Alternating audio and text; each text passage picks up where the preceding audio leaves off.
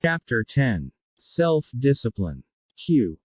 What preparation must one undergo before being able to move with definiteness of purpose at all times? A. One must gain mastery over self.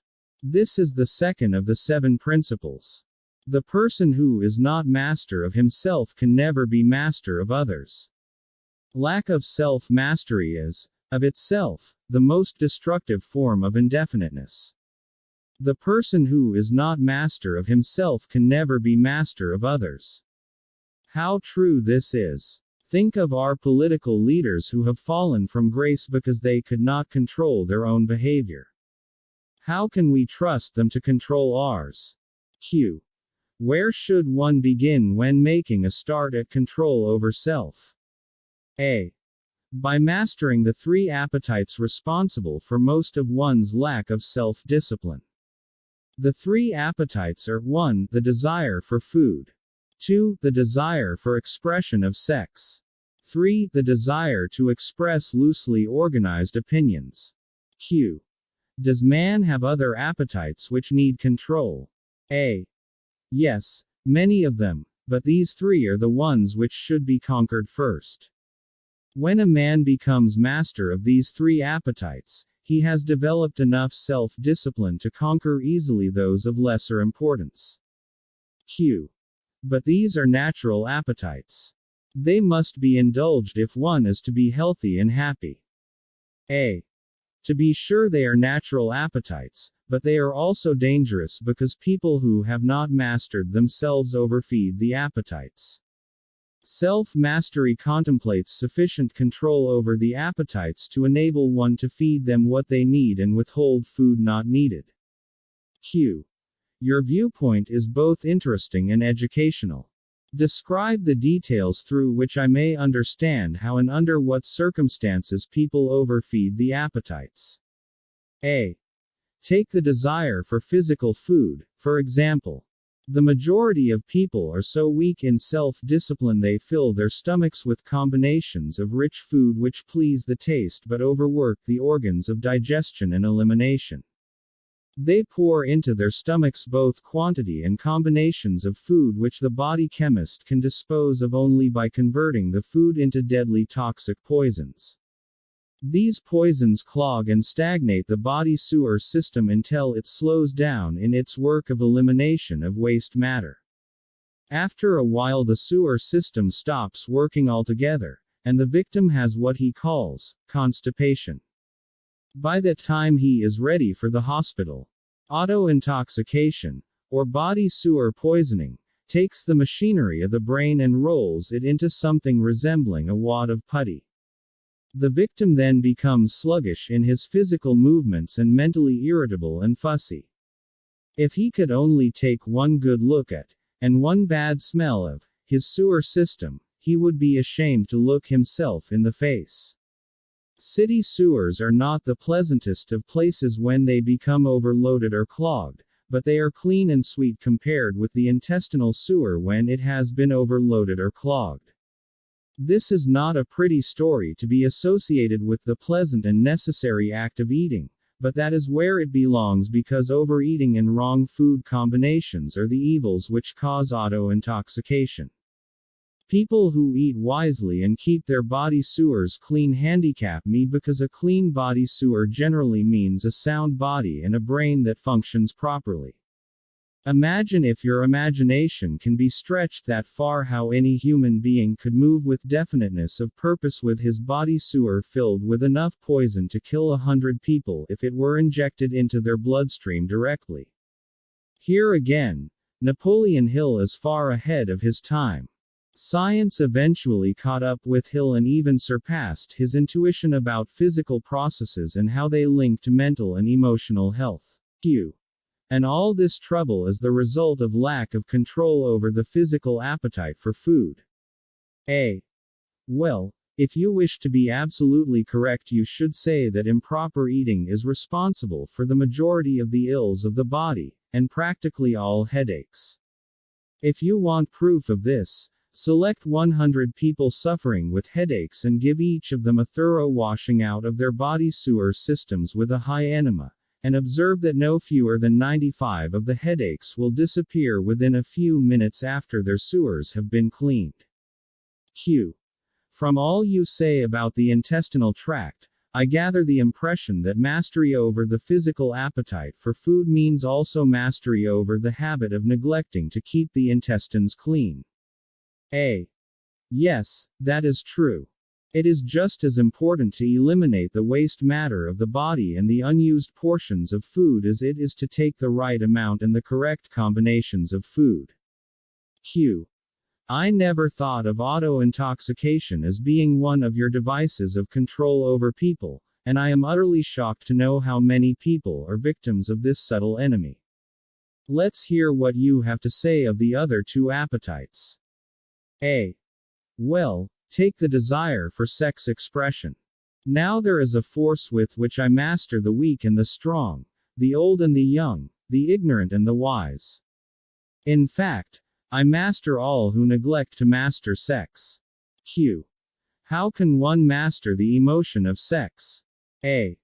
By the simple process of transmuting that emotion into some form of activity other than copulation. Sex is one of the greatest of all forces which motivate human beings. Because of this fact, it is also one of the most dangerous forces. If humans would control their sex desires and transmute them into a driving force with which to carry on their occupation, that is, if they spent on their work 1/2 the time they dissipate in pursuit of sex, they would never know poverty. Q. Do I understand you to imply there is a relationship between sex and poverty? A. Yes, where sex is not under definite control. If allowed to run its natural course, sex will quickly lead one into the habit of drifting. Q. Is there any relationship between sex and leadership? A. Yes, all great leaders in every walk of life are highly sexed, but they follow the habit of controlling their sex desires, switching them into a driving force behind their occupation. Q. Is the habit of overindulgence in sex as dangerous as the habit of taking narcotics or liquor? A. There is no difference between these habits. Both lead to hypnotic control, through the habit of drifting. Q. Why does the world look upon sex as something vulgar? A. Because of the vulgar abuse people have made of this emotion. It is not sex that is vulgar. It is the individual who neglects or refuses to control and guide it. Q. Do you mean, by your statement, that one should not indulge the desire for sex? A. No, I mean that sex, like all other forces available to man, should be understood, mastered, and made to serve man. The desire for sex expression is as natural as the desire for food. The desire can no more be killed than one can entirely stop a river from flowing. If the emotion of sex is shut off from the natural mode of expression, it will break out in some other less desirable form, just as a river will, if dammed, break through and flow around the dam. The person who has self-discipline understands the emotion of sex, respects it, and learns to control and transmute it into constructive activities. Q. Just what damage is there in overindulgence of sex? A. The greatest damage is that it depletes the source of man's greatest driving force, and wastes, without adequate compensation, man's creative energy. It dissipates energy needed by nature to maintain physical health. Sex is nature's most useful therapeutic force. It depletes the magnetic energy which is the source of an attractive, pleasing personality. It removes the sparkle from one's eyes and sets up discord in the tone of one's voice. It destroys enthusiasm, subdues ambition, and leads inevitably to the habit of drifting on all subjects. Q. I would like for you to answer my question in another way by telling me what beneficial ends the emotion of sex may be made to attain, if mastered and transmuted. A. Controlled sex supplies the magnetic force that attracts people to one another. It is the most important factor of a pleasing personality. It gives quality to the tone of voice and enables one to convey through the voice any feeling desired.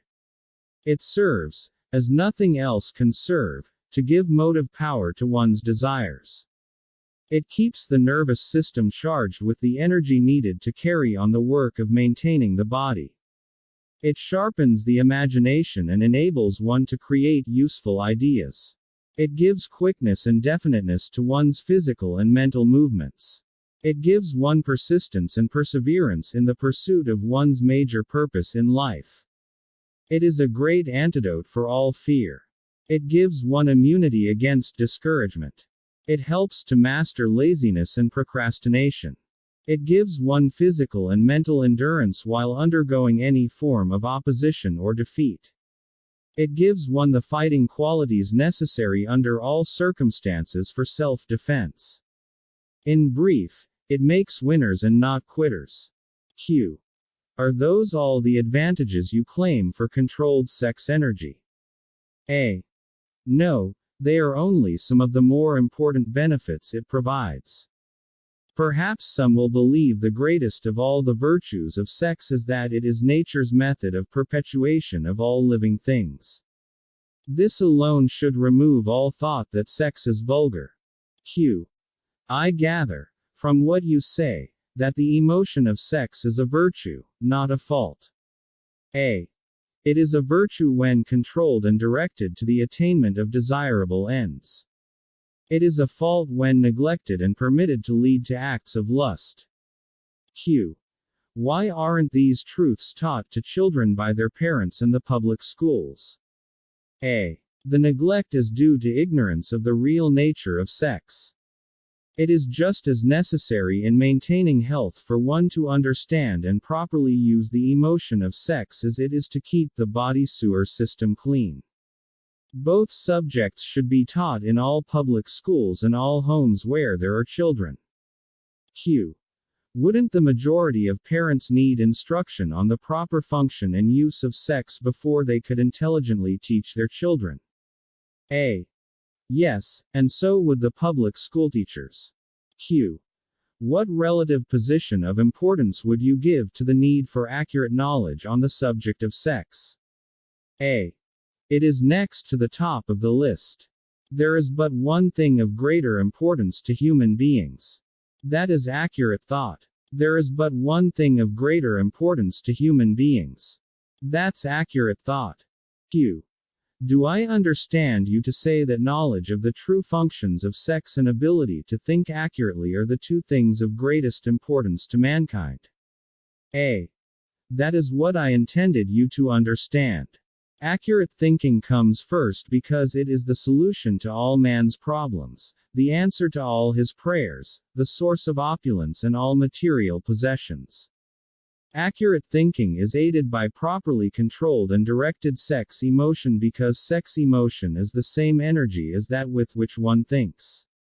It begins with those who desire self-determination sufficiently to be willing to pay its price. No one can be entirely free spiritually, mentally, physically, and economically without learning the art of accurate thinking. No one can learn to think accurately without including, as a part of the needed knowledge, information on the control of sex emotion through transmutation. Q. It will be a great surprise to many people to learn there is so close a relationship between thinking and sex emotion. Tell us, now, about the third appetite, and let's see what it has to do with self-discipline. A. The habit of expressing loosely organized opinions is one of the most destructive of habits. Its destructiveness consists in its tendency to influence people to guess instead of searching for the facts when they form opinions, create ideas, or organize plans. The habit develops a grasshopper mind, one that jumps from one thing to another but never completes anything. And of course, carelessness in the expression of opinions leads to the habit of drifting. From there it is only a step or two until one is bound by the law of hypnotic rhythm which automatically prohibits accurate thinking. The habit of expressing loosely organized opinions is one of the most destructive of habits. Q. What other disadvantages are there in free expression of opinions? A. The person who talks too much informs the world of his aims and plans and gives to others the opportunity to profit by his ideas. Wise men keep their plans to themselves and refrain from expressing uninvited opinions. This prevents others from appropriating their ideas and makes it difficult for others to interfere with their plans. Q. Why do so many people indulge in the habit of expressing uninvited opinions? A. The habit is one way of expressing egotism and vanity. The desire for self-expression is inborn in people. The motive behind the habit is to attract the attention of others and to impress them favorably. Actually, it has just the opposite effect. When the self-invited speaker attracts attention, it usually is unfavorable. Q. Yes, what other disadvantages has the habit? A. The person who insists on talking seldom has an opportunity to learn by listening to others. Q. But isn't it true that a magnetic speaker often puts himself in the way of opportunity to benefit himself by attracting the attention of others through his powers of oratory? A. Yes, a magnetic orator does have an asset of tremendous value in his ability to impress people by his speech, but he cannot make the best use of this asset if he forces his speech on others without their invitation. No single quality adds more to one's personality than the ability to speak with emotional feeling, force, and conviction, but the speaker must not impose his speech upon others without being invited to do so. There is an old saying that nothing is worth more than its actual cost. This applies as well to the free uninvited expression of opinions as to material things. Q. What about people who volunteer their opinions by expressing them in writing? Do they also suffer by lack of self-discipline? A. One of the worst pests on earth is the person who writes uninvited letters to people of prominence. Men in public office, moving picture stars, men who have succeeded in business or written a best-selling book, and people whose names appear often in the newspapers are continuously besieged by people who write letters expressing their opinion on all subjects. Q. But the writing of uninvited letters is a harmless way of finding pleasure through self-expression, is it not? What damage does one do by the habit? Take a moment to remember that letter writing was about the only way to communicate in the written form when Napoleon Hill wrote this manuscript. As you read, think about how his thoughts would apply to today's world of blogging and social networking.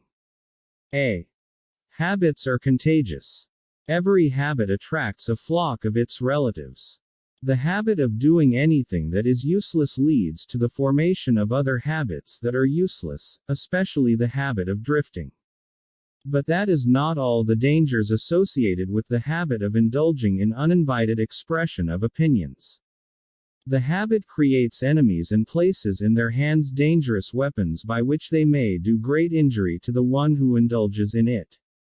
Thieves and confidence men and racketeers pay big prices for the names and addresses of the writers of uninvited letters, knowing as they do the writers of these letters become easy victims of all manner of schemes that result in the loss of their money. They refer to the writers of such letters as nuts. If you wish to know how foolish people are who write uninvited letters, read the nut column of any newspaper, the column in which the paper publishes the voluntary opinions of its readers, and you will see for yourself how the writers of such letters antagonize people and invite opposition from others. Q. I had no idea, Your Majesty, that people get into so much difficulty through uninvited expression of their opinions. But now that you have brought up the subject, I do remember writing the editor of a prominent magazine an uninvited letter of criticism which cost me a fine position on his staff, at a fat salary. A. That is a perfect example. The proper place to begin self-discipline is right where you stand. The way to begin is by recognizing the truth that there is nothing for good or evil throughout the myriads of universes except the power of natural law. There is no individual personality anywhere throughout the myriad of universes with the slightest power to influence a human being save nature and human beings themselves. There is no human being now living, no human being has ever lived, and no human being ever will live with the right or the power to deprive another human being of the inborn privilege of free and independent thought. That privilege is the only one over which any human being can have absolute control. No adult human being ever loses the right to freedom of thought, but most humans lose the benefits of this privilege either by neglect or because it has been taken away from them by their parents or religious instructors before the age of understanding. These are self-evident truths, no less important because they are being called to your attention by the devil than they would be if brought to your attention by my opposition. Hill distinguishes our right to have independent thoughts from our uninvited expression of those thoughts. How would you apply this principle in today's world of blogging and social media? Q. But what are people going to lean upon in the hour of emergency when they know not where nor to whom to appeal? A.